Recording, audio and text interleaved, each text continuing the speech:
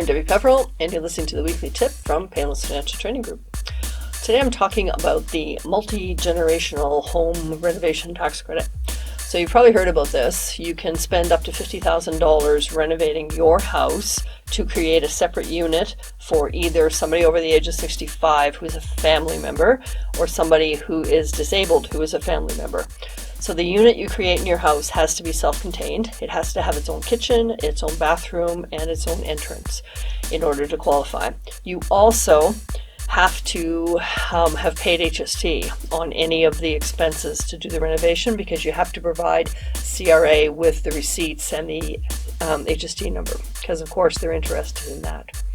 What I think some people have overlooked though is there's a requirement that you live in the house. And I know that I've talked to some people who had some rental property and they thought that they could renovate that property, just make a in-law suite in the property, like another home that they're renting to someone else, and that would qualify.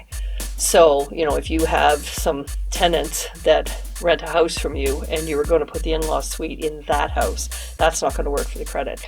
You actually have to do it in the house you live in, and of course the family member has to live in the same house.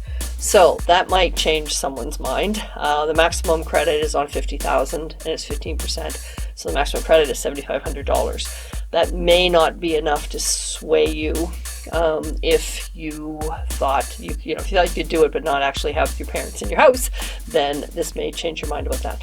So things to keep in mind with this multi-generational tax credit: it has to be your principal residence, you have to pay HST for it, and you need to create a self-contained unit, and you have to live there too.